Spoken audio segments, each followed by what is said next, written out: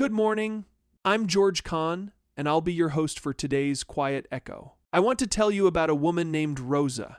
But first, I want to tell you something about myself, because you cannot understand what I am going to say about Rosa without knowing a little about where I came from. My family came to the United States from Pakistan. We came legally. My father spent years on the paperwork. Years! Every form filed, every fee paid, every interview attended. When the visas came through, we did not celebrate loudly. My father just sat at the kitchen table with the papers in his hands for a long time. Quiet. I was young, and I did not fully understand what I was watching. I understand it now. He had been carrying something very heavy for a very long time, and he had just been told he could set it down. We came through the right door. I know what it cost to get there. I came to Cedar Valley, and I opened the deli kitchen. My sister Miriam worked here with me in the early years. She is gone now, but this counter, these walls, this place they carry her to.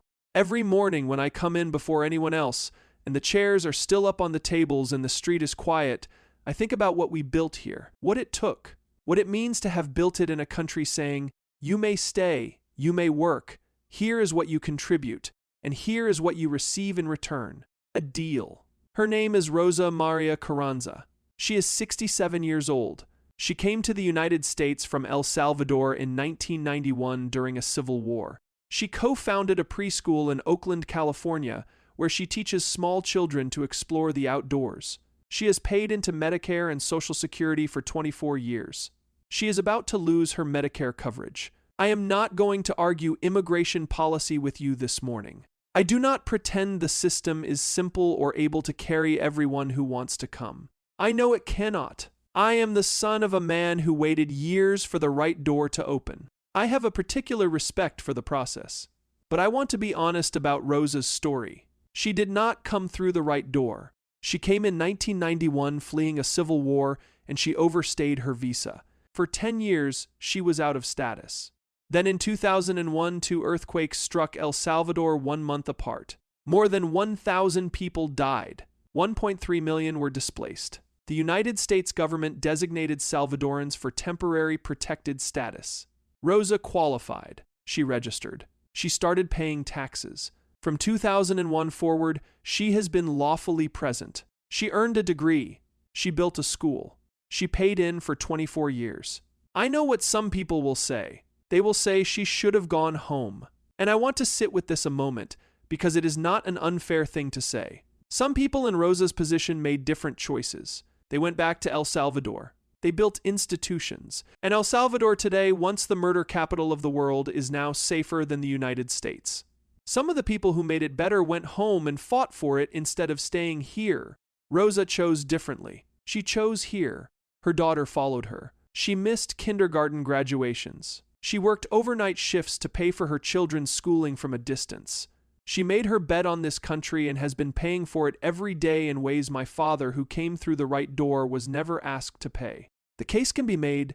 She took a chance and lost. I understand the argument, but here is what I keep coming back to, standing at this counter. America is the only country I know of built on this principle. Rights belong to the individual, not to a class, not to a group, not to a category, to the person. My father understood this. It was why the paperwork mattered so much to him. Not just because it was required, but because on the other side of it, he would be a person with rights.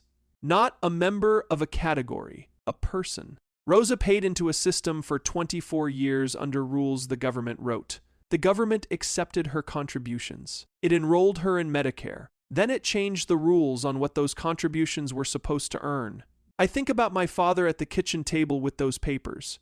I think about what he paid for the right to have the deal mean something. A deal is a deal. Or it should be. I cannot help Rosa Maria Carranza. She is in Oakland. Neither can anyone in Cedar Valley. The system will do what it does. But here is what 20 years at this counter has shown me. The Rosa in your neighborhood is not in Oakland. She is on your street. He is the man who has been showing up to work in this town for years, and you have never learned his name. She is the neighbor whose landlord changed the terms after she already fixed up the house. He is the worker who was promised something and is watching it disappear. She is the person in your church or your school who made a deal in good faith and is watching the other side walk away. You cannot fix Washington. Neither can I. But you can fix the deal you made with the person standing in front of you. A deal is a deal, not in Congress here. In Cedar Valley. In your home. On your street. When you make a commitment to someone, you keep it. When someone has contributed faithfully, you honor what those contributions were supposed to earn. Start there. See the person. Keep the deal. You can do both of those things before noon today. This is George Kahn, your host for today's Quiet Echo. Thanks for listening. Quiet Echo is part of the fictional Cedar Valley news series, written by Evan Swenson, publisher, publication consultants, and Claude Marshall, AI developmental editor. While the people in town of Cedar Valley are fictional, Rosa Maria Carranza is a real person, and the national events described are real. Cedar Valley News has a new Facebook group. If you have comments and want to join the conversation, you are welcome. I will put the link in the show notes. You've been listening to the Cedar Valley News Podcast, where small-town voices meet the headlines shaping our world. From faith and family to front porches and fields. We'll be back with more stories connecting real lives to real events. Until next time, keep your porch light on, your faith strong, and your heart open. This is Cedar Valley News.